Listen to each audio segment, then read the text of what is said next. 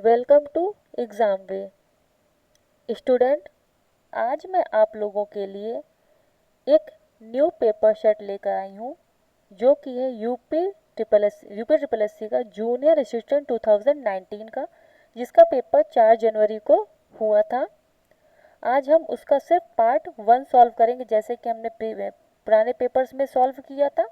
उसी क्रम में हम आज भी इसको पार्ट वाइज करेंगे। आज हम हिंदी का, कल रीजनिंग और परसों हम जीएस का पार्ट सॉल्व करेंगे।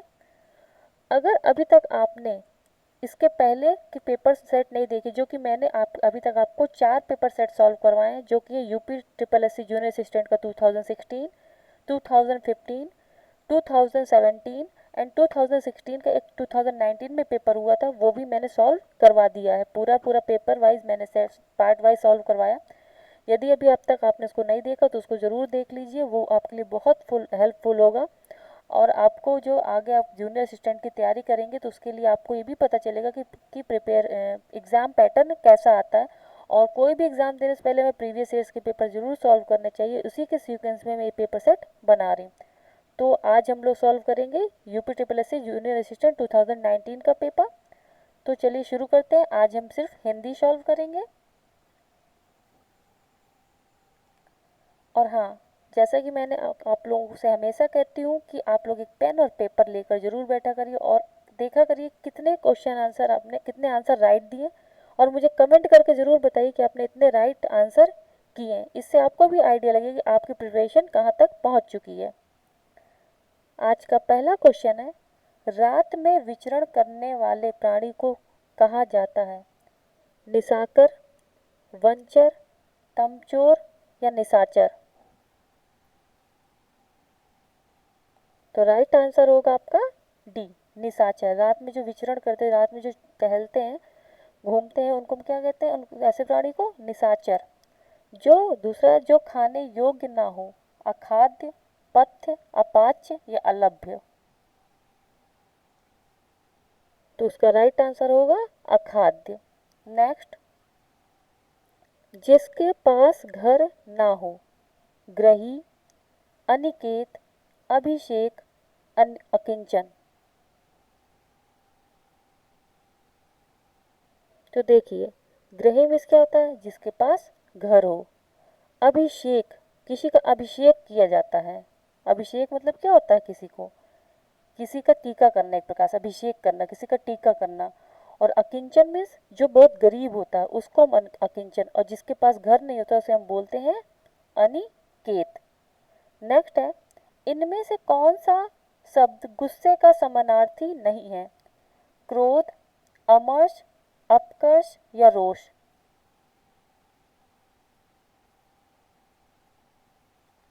तो the right answer is C, क्योंकि क्रोध, अमर्ष और रोष ये सब किसके समानार्थी हैं? गुस्से के। और अपकर्ष गुस्से का समानार्थी नहीं है।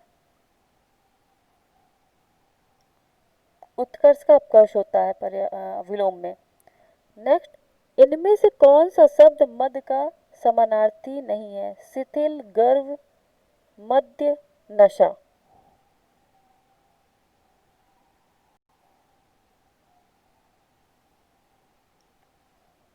तो मद के समानार्थी कौन सा नहीं है? मद के समानार्थी क्या क्या होते हैं? हर्ष, नशा, गर्व, शीर्ष, मतवाला।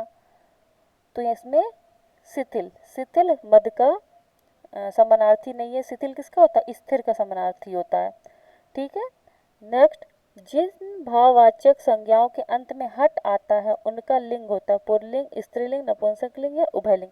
एक चीज याद रखिएगा, हिंदी में सिर्फ दो ही लिंग होते हैं, एक पुल्लिंग और एक स्त्रीलिंग। तो ये जो आपका नपुंसकलिंग और उभयलिंग तो कट गया, सिर्फ दो बच्चे। अब आपको दो में बताना है कि हट किस में आता है, पुल्लिंग में या स्त्रीलिंग में?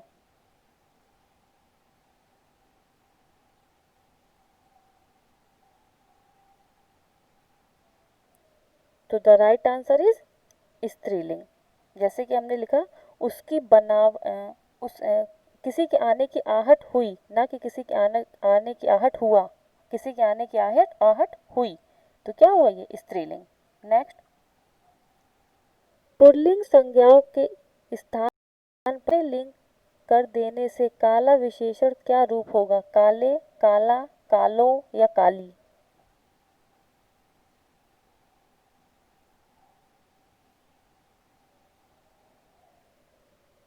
तो जो राइट आंसर है वो आपका क्या हो जाएगा? डी, काली। नेक्स्ट नेक्स्ट है, कव्वाली शब्द में कौन सा लिंग है? पुल्लिंग, स्त्रीलिंग, नपुंसकलिंग या उभयलिंग? यहाँ भी आप नपुंसकलिंग और उभयलिंग को कट कर दीजिए क्योंकि हिंदी में होते ही नहीं है। अब आपको स्त्रीलिंग और पुल्लिंग में बताना है।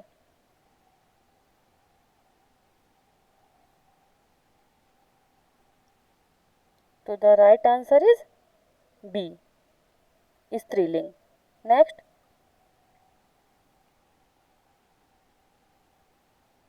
संज्ञा के जिस रूप से स्त्रीत्व का बोध होता है उसे कौन सा लिंग होता है? पुल्लिंग, स्त्रीलिंग, नपुंसकलिंग या स्त्री उभयलिंग? तो यहाँ पर साफ साफ आपको दे रहा है स्त्रीत्व, मतलब स्त्री का बोध होता है, तो कौन से लिंग में होता है? स्त्रीलिंग में। नेक्स्ट, अकारांत स्त्रीलिंग शब्द का बहुवचन बनाने के लिए क्या किया जाता है? अंत्य स्वर के बदले ओ कर दिया जाता है, अंत्य स्वर के साथ आय लगा दिया जाता है, अंत्य स्वर के साथ बदले आय लगा दिया जाता है, या अंत्य स्वर के बदले आय लगा दिया जाता है। बताइए क्या होगा राइट आंसर इसका?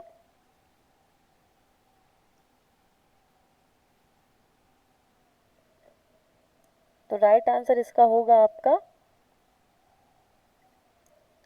अंत्य स्वर के बदले अ लगा दिया जाता है। अकारांत स्त्रीलिंग का बहुवचन बनाना हो तो अंत्य स्वर के साथ हम क्या लगा देते हैं? अ का प्रयोग करते हैं।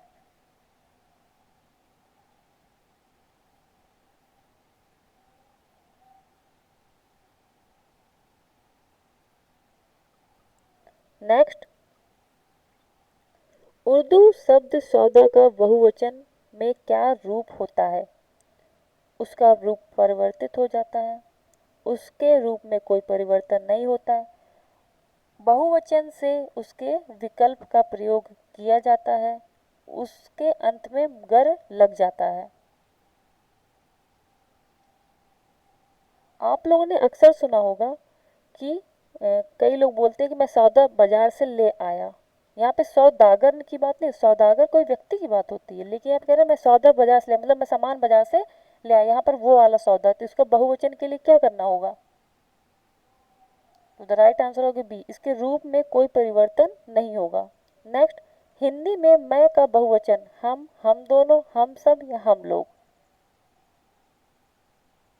तो इसका राइट आंसर होगा ए, हम क्या? मैं का बहुवचन। नेक्स्ट, निम्नलिखित में से कौन सा कथन अशुद्ध है? कुछ शब्द भावना के कारण बहुधा बहुवचन में ही आते हैं, व्यक्तिवाचक आकारांत पुल्लिंग संज्ञाओं का रूप बहुवचन में बदल जाता है, कुछ अरबी बहुवचन शब्दों का प्रयोग हिंदी में एक वचन में होता है, बुढ़िया का बहुवचन में बुढ़िए रूप अशुद्ध है।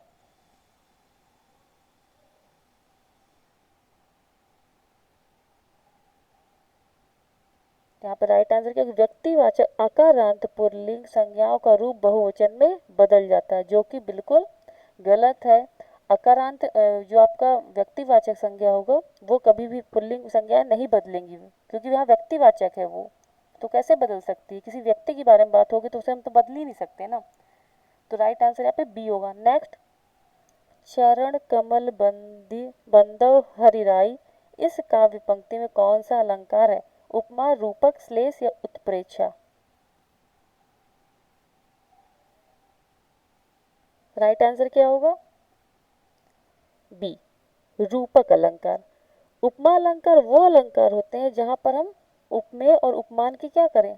तुलना करते हैं, वहां पर उपमा अलंकार होता है। रूपक अलंकार वही होते हैं जहां उपमान को ही उपमान और उपमेय को एक ही मान लेते हैं, जैसे चरण कमल, चरण के समान नहीं कमल, हम ये कह रहे हैं कि चरण ही कमल है यहाँ पर, तो वो रूपक होता है। जहां पर हम अगर अगर हम किसी जहाँ पे उपमान और उपमेय,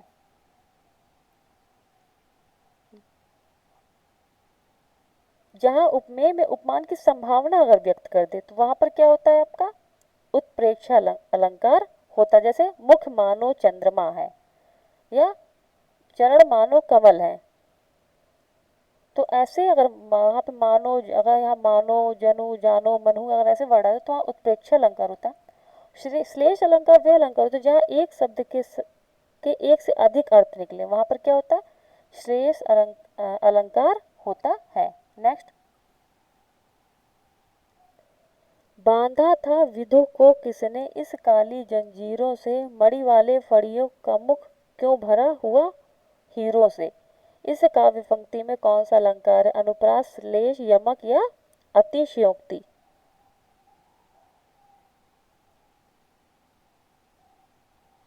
यहाँ पर राइट आंसर होगा आपका अतिशयोक्ति। जहां पर किसी चीज की बढ़ा चढ़ा के बात की जाए वहां पर क्या होता है, आपका अतिशयोक्ति अलंकार होता है।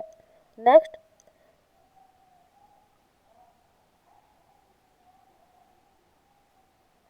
इनमें से कौन सा कथन पूरी तरह तत्पुरुष समास से संबंधित है। इसमें पूर्व पद प्रधान होता है, इसमें पूर्व पद संख्यावाची होता है, इसमें प्रायः उत्तर पद प्रधान होता है, इसमें पूर्व पद अव्यय होता है। बताइए तत्पुरुष समास में कौन सी क्वालिटी होती है, कौन से गुण पाए जाते हैं तत्पुरुष समास में। The right answer is C. इसका जो आपका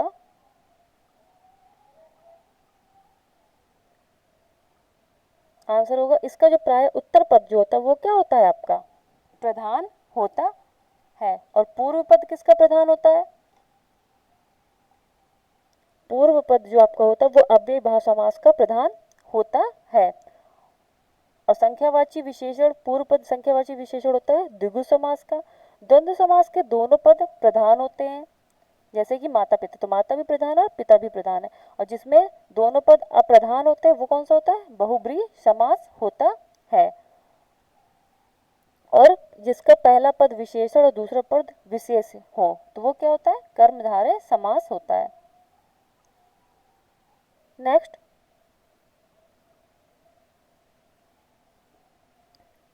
जिस सामिसिक शब्द में पूर्व पद और उत्तर पद गौड़ होते हैं और कोई तीसरा पद प्रधान होता है वहां कौन सा समास होता है। बताइए वहां कौन सा समास होता है, बहुब्रीहि, कर्मधारय, तत्पुरुष या द्वंद्व।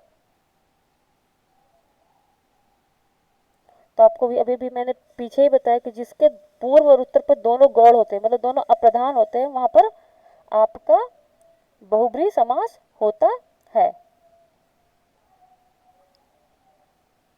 नेक्स्ट है, अनुरूप में कौन सा समास है, तत्पुरुष, बहुब्रीहि, कर्मधारय या अव्ययी भाव। अभी मैंने सारी चीजें आपको क्लियर की, जिसमें दोनों जिसमें आपके क्या होता है, पहला पद प्रधान होता है, समस्त पद अव्यय होता है, वहां पर अव्ययी भाव समास होता है।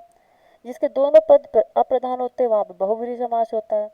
जहां पर पहला पद विशेषण और दूसरा पद विशेष या फिर पहला पद उपमान और दूसरा पद उपमेय हो वहां पर कर्मधारय समास होता है। और जिस समास का पहला पद गौड़ तथा उत्तर पद प्रधान हो वो क्या होता है, तत्पुरुष समास होता है। तो अनुरूप क्या है यहाँ पर अनुरूप है आपका अव्ययी भाव समास। नेक्स्ट, यथोचित का सही संधि विच्छेद है, यथो प्लस उचित, यथा प्लस उ प्लस चित, यथा प्लस उचित, यथा plus ओचित।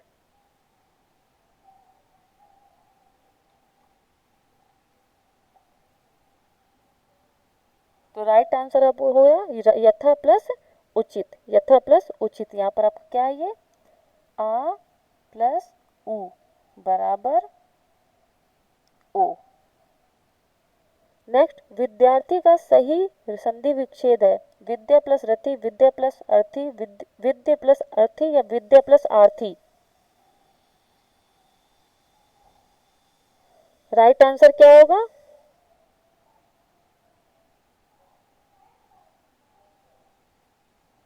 Right answer is B, विद्या प्लस अर्थी। नेक्स्ट, नाविक का सही संधि विच्छेद है, नौ प्लस विक, ना प्लस विक, नौ प्लस इक या ना प्लस आविक।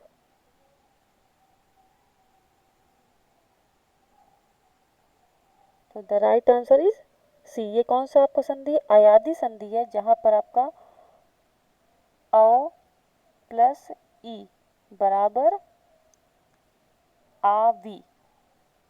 क्या बनाएंगे? आवी बनाते हैं, तो ये क्या हो गया? नाविक। तो इसका राइट आंसर होगा सी। नेक्स्ट, व्यवहार का सही संधि विच्छेद है वी प्लस अव प्लस हार, व्य प्लस हार, व्य प्लस व्यवहार, व्य प्लस व प्लस हार। क्या होगा राइट आंसर?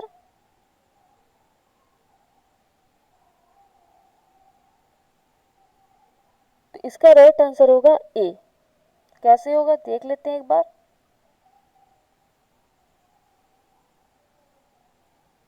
देखिए यहाँ पर दिया वी, वी मतलब यहाँ पर है ई प्लस आ। अगर ई प्लस आ गया है तो वो क्या हो जाएगा? आधा। और उसके बाद आपको क्या दे रहा है? व। आ व दे रहा है, तो ये क्या हो जाएगा? ई प्लस आ से क्या हो जाएगा? वा। वा तो आधा हो जाएगा। ये आपका कौन सी संधि? यड़ संधि है। और यहाँ पर आपको क्या दिया है? ई प्लस आ। ई प्लस आ क्या हो जाएगा? या हो जाएगा। और फिर वाह है और पीछे आपका हार दिया हुआ, तो ऐसे बनेगा व्यवहार। ठीक है। नेक्स्ट, सावधान का संधि विच्छेद है साव प्लस धान, सा प्लस वधान, शा प्लस आवधान या सा प्लस अवधान। तो the right answer is C, सा प्लस अवधान, सावधान होता है। महाऋषि का संधि विच्छेद है महत प्लस ऋषि, महान प्लस ऋषि, महा प्लस ऋषि या महर प्लस ऋषि।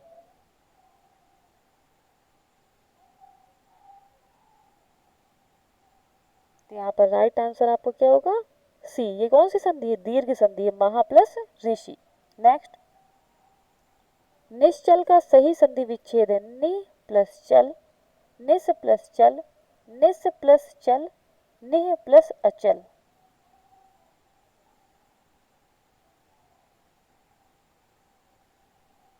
तो यहाँ पर आपका राइट आंसर होगा ए, नी प्लस चल बराबर निस चल।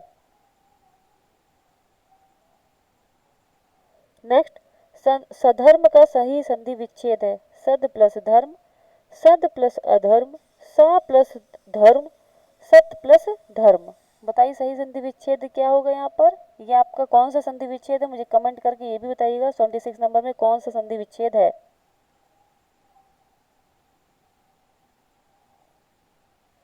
तो इसका आपका राइट आंसर होगा डी, सत्य प्लस धर्म। नेक्स्ट, निम्नलिखित में से शुद्ध वाक्य का चयन कीजिए। आयुष और ऋचा बाजार गई, रात चलते दोनों में तकरार हो गई, इस कहानी को एक स्त्री लेखिका ने लिखा है, बच्चे ने कहा पापा आ गई। क्या होगा राइट आंसर? मैं आपको थोड़ा सा ठहर कर इसलिए करवा रही हूँ जिससे आप खुद से उसको करें, क्योंकि मैं तो करवा दूंगी लेकिन मैं चाहती हूँ थोड़ा आप भी कोशिश करिए कि इसका राइट आंसर क्या होगा। तो देखिए देख लेते हैं। आयुष और ऋचा बाजार गई, यहाँ पे दो लोगों की बात हुई है, तो ये क्या होगा? यहाँ पर ऋचा बस नहीं गई है, आयुष और ऋचा गए, तो आयुष और ऋचा बाजार गए। दूसरा, राह चलते दोनों में तकरार हो गई, तो ये सही है, राह चलते दोनों में तकरार हो गई। नेक्स्ट, निम्नलिखित में से शुद्ध वाक्य का चयन कीजिए। गंदा पानी उबाल कर पिए, पड़ोसी ने मुझे स्वतंत्रता दिवस की बधाई दिया, यमुना का पानी गंदा और प्रदूषित है, बच्चा लोग क्रिकेट खेलता है।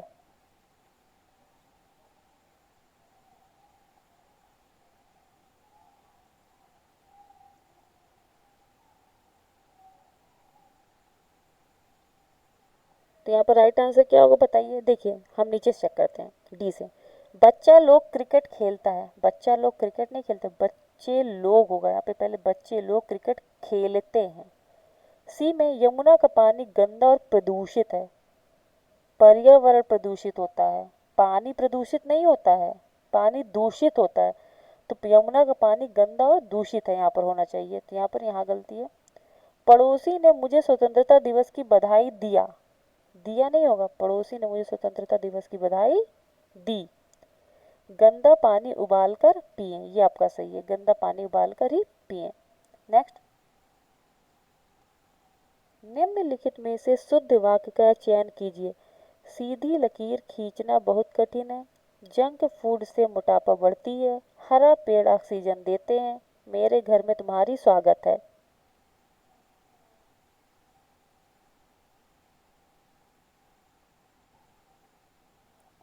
तो जो आपका राइट आंसर होगा, बताइए क्या होगा इसका राइट आंसर।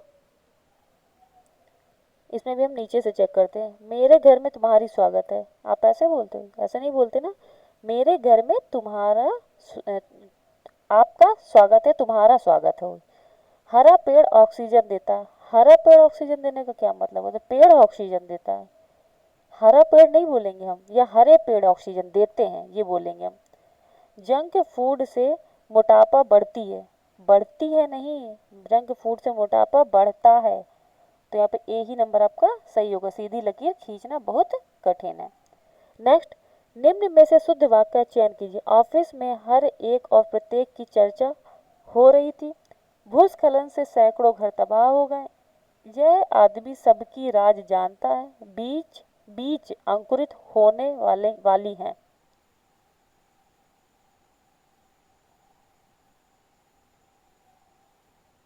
तो चलिए देख लेते हैं।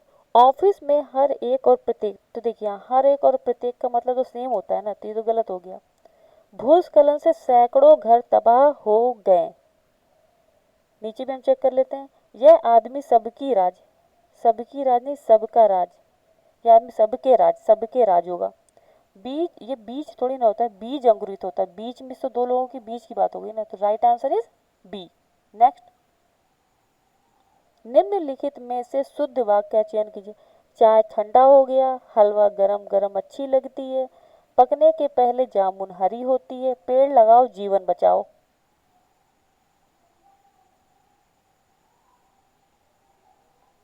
तो राइट आंसर क्या होगा, चेक कर लेते हैं। चाय ठंडा होता है, हो गया, ये चाय ठंडी हो गई, गलत है पहला। हलवा गरम गरम अच्छी लगती है, हलवा गरम गरम अच्छा लगता है, ये भी गलत हो गया।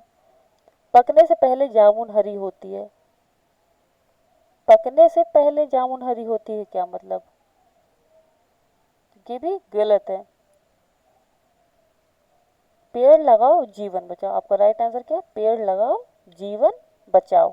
नेक्स्ट, निम्न में से शुद्ध वाक्य का चयन कीजिए। मनुष्य के शरीर में स्थित आलस उसका सबसे बड़ा दुश्मन है, वो जा रहे हैं, सुबह की हवा स्वास्थ्य के लिए अच्छा होती है, उन्होंने छक करके पेट भर खाना खाया। राइट आंसर क्या होगा,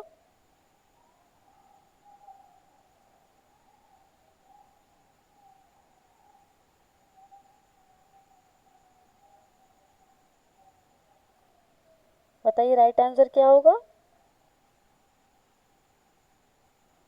तो the right answer is a, मनुष्य के शरीर में स्थित आलस उसका सबसे बड़ा दुश्मन है। नेक्स्ट, आंसू पीकर रह जाना मुहावरे का सही अर्थ है। आंसू बहने न देना, अन्न के अभाव में आंसू से खूब मिटाना, भूख मिटाना, सॉरी भूख मिटाना लिखा, गुस्सा होना, चुपचाप दुख सह लेना। क्या राइट आंसर होगा, कहते हैं ना आंसू पी कर रह जाना, मतलब चुपचाप दुख सह लेना।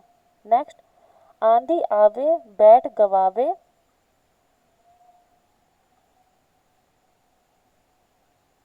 आंधी आवे बैठ गवावे लोकोक्ति का उपयुक्त अर्थ है संकट से मुंह फेरना, विपरीत परिस्थिति में उपयुक्त समय आने का इंतजार करना, विपत्ति से टकराने का हौसला रखना, आंधी के बाद पानी बरसने का इंतजार करना। क्या होगा राइट आंसर,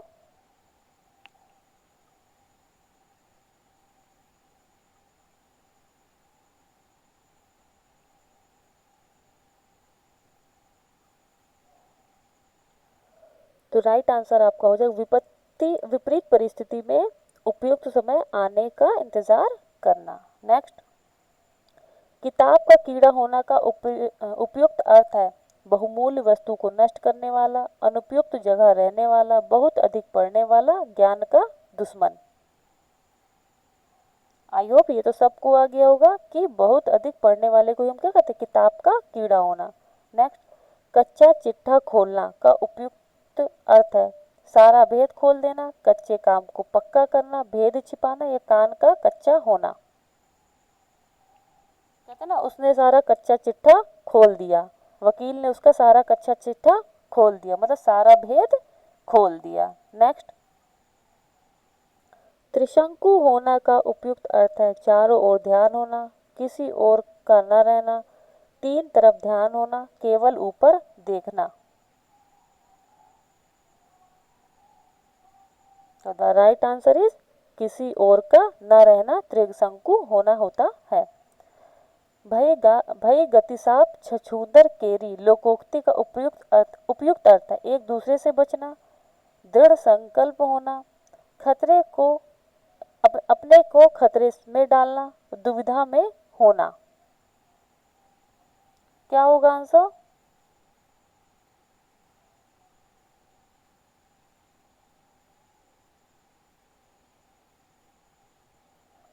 तो जो आपका राइट आंसर होगा वो होगा डी, भय गतिसाप छछूंदर की मतलब दुविधा में होना। नेक्स्ट,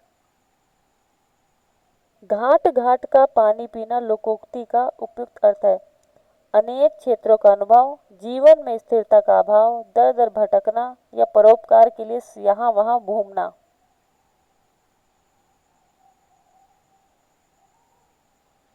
तो यहाँ पर आपका राइट आंसर होगा अनेक क्षेत्रों का अनुभव होना। मूर्त शब्द का विलोम है अमूर्त, प्रतिमूर्त, सम्मूर्त या अदृष्ट। तो राइट आंसर इज ए, मूर्त का अमूर्त। सम शब्द का विलोम है खशम, भसम, विषम या कशम। सम में क्या होता है? सम का क्या होता है? विषम। नेक्स्ट, लोक शब्द का विलोम है द्युलोक, अलोक, विलोक या परलोक। तो राइट आंसर इज डी, परलोक। नेक्स्ट, सम्मुख शब्द का विलोम है विमुख, प्रमुख, पाश या समक्ष। सम्मुख शब्द का विलोम होता है विमुख। कहीं कहीं पर आपको ये भी मिलता है प्रतिमुख, लेकिन ये भी गलत होता है। ये भी क्या होता है? गलत होता है। विमुख ही राइट आंसर होता है। वक्ता शब्द का विलोम है आयोजक, प्रयोजक, श्रोता या व्याख्याता।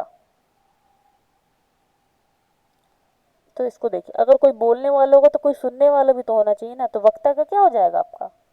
श्रोता। कोई बोलने वाला है तो उसका सुनने वाला होगा कोई, तो वक्ता का श्रोता। अमृत शब्द का विलोम है विमोचित, आच्छन्न, परिच्छिन्न, आवृत। आवृत शब्द का विलोम है विमोचित, आच्छन्न, परिच्छिन्न या अनावृत। आवृत का विलोम क्या होगा? अनावृत। नेक्स्ट, निम्नलिखित में से कौन सा नम का पर्यायवाची नहीं है? गीला, भीगा, आर्द्र या आर्द्रा। तो राइट आंसर क्या हो जाएगा? डी, आर्द्रा। आर्द्रा नक्षत्र होता है, ना कि आर्द्र मिस गीला होता है, लेकिन आर्द्रा मिस होता है एक आर्द्रा क्या होता है? एक नक्षत्र होता है। नेक्स्ट, निम्न में से कौन सा शब्द डर का पर्यायवाची नहीं है? सीति, भीति, भय या त्रास। तो भीति, भय, त्रास इसका पर्यायवाची होता है और सीति इसका पर्यायवाची नहीं होता। निम्न में से कौन सा शब्द कुशल का पर्यायवाची नहीं है? दक्ष, अक्ष, निपुण या प्रवीण। तो कुशल का पर्यायवाची अक्ष नहीं होता है। अक्ष क्या होता है? धुरी होता है, सूर्य को भी हम बोलते हैं। यह सब आपके क्या होते हैं? अक्ष होता है। चौरस का पासा होता है आपका। नेक्स्ट, निम्नलिखित में से कौन सा शब्द पक्षी का पर्यायवाची नहीं है? द्विज, खग, पंथी या विहग। तो राइट आंसर इज सी, क्योंकि द्विज, खग, विहग ये सब क्या पक्षी के पर्यायवाची होते हैं। निम्नलिखित में से कौन सा शब्द पुत्री का पर्यायवाची नहीं है? दुहिता, दौहित्र, तनया या सुता। तो राइट आंसर हो जाएगा बी, दौहित्र। दौहित्र पुत्र को बोलते हैं। नेक्स्ट, निम्नलिखित में से कौन सा शब्द निंदा का पर्यायवाची है? कुत्सा, बरखुरदार, अपस्मार या स्तुति। निंदा का पर्यायवाची कौन सा शब्द है? कुत्सा, बरखुरदार, अपमार्ग या स्तुति? तो राइट आंसर होगा ए, कुत्सा। नेक्स्ट, निम्नलिखित में से कौन सा शब्द दुष्ट का पर्यायवाची नहीं है? खल, खलक, दुर्जन या अधम? तो दुष्ट का पर्यायवाची क्या नहीं है इसमें से बताइए? खलक। खलक जो है आपका दुष्ट का पर्यायवाची नहीं होता। निम्न में से कौन सा शब्द तत्सम नहीं है? प्रतीत, प्रतीत, प्रतिमान या प्रतिबिंब?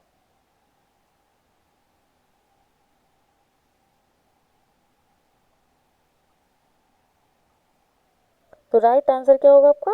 प्रतीत। प्रतीत क्या है? तत्सम नहीं, बाकी सारे शब्द तत्सम हैं। निम्नलिखित में से कौन सा शब्द तद्भव है? आपको पता होगा जो संस्कृत के शब्द होते हैं उन्हें हम तत्सम कहते हैं, और जो संस्कृत से आगे अपभ्रंश में आके बिगड़ते हुए जो आ गए शब्द वो क्या हो जाते हैं? आपके तद्भव हो जाते हैं। तत्सम और तद्भव दो संस्कृत के शब्द को हम तत्सम कहते हैं, और जो हिंदी के शब्द होते हैं उनको हम तद्भव कहते हैं। तो इनमें से कौन सा तद्भव है? उल्लास, उच्छ्वास, निश्वास या उजास?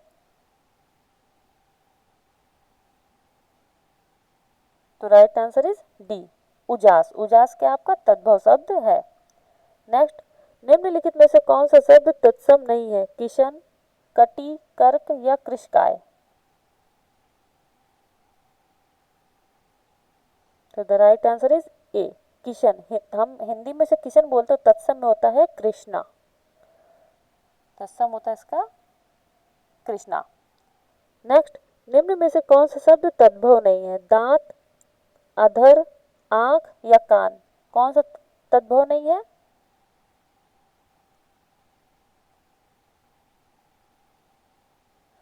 देखिए, दांत का तो दंत होता है, अधर का क्या होता है? ओठ होता है। ओठ होता है तो वो तद्भव में आता है। और ये अधर क्या आपका? तत्सम में आता है। आंख का अक्षी हो जाता है और कान का कर्ण हो जाता है। तो ये सब क्या हो जाते हैं आपके तत्सम में, और ये जो आपके दांत, आंख और कान तद्भव है, और अधर आपका तत्सम है। नेक्स्ट, निम्नलिखित में से कौन सा शब्द तत्सम नहीं है? दृष्ट, पृष्ठ, पानिप या पंख? कौन सा शब्द तत्सम नहीं है? राइट आंसर इज सी, पानिप क्या है आपका? तत्सम नहीं, तद्भव शब्द है। निम्न में से कौन सा शब्द तत्सम नहीं है? गायक, नायक, शावक या उपखान? मतलब आपको ये बताना कौन सा शब्द तद्भव है। कौन सा शब्द तत्सम नहीं है इसमें से? तीनों में से, चारों में से? डी, उपखान आपका तद्भव शब्द है, तत्सम शब्द नहीं है, अर्थात तत्सम शब्द नहीं है। राइट। नेक्स्ट,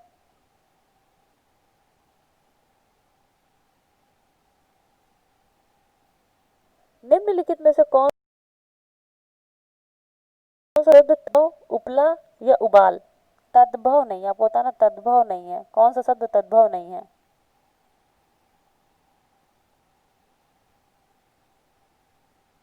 तो the right answer is B, जो हम तद्भव शब्द लिखते हैं ना, जो मेन हम तत्सम तद्भव कहते हैं ना, तद्भव खुद अपने आप में ही एक संस्कृत का वर्ड है, तत्सम हो जाएगा, ना कि तद्भव शब्द होगा।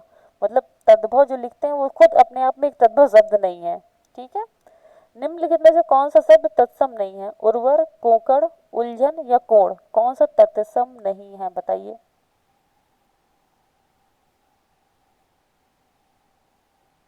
तो the right answer is C, उलझन आपका तत्सम शब्द नहीं है, बाकी उर्वर, कोकड़ और कोण आपके तत्सम शब्द हैं। नेक्स्ट, बस अभी यहीं तक आपके क्वेश्चन को, टोटल 60 क्वेश्चन थे, जो आपको टोटल 130 क्वेश्चन आते हैं, जिसमें से 60 हिंदी के होते हैं, जिसको हमने आज कंप्लीट कर लिया है।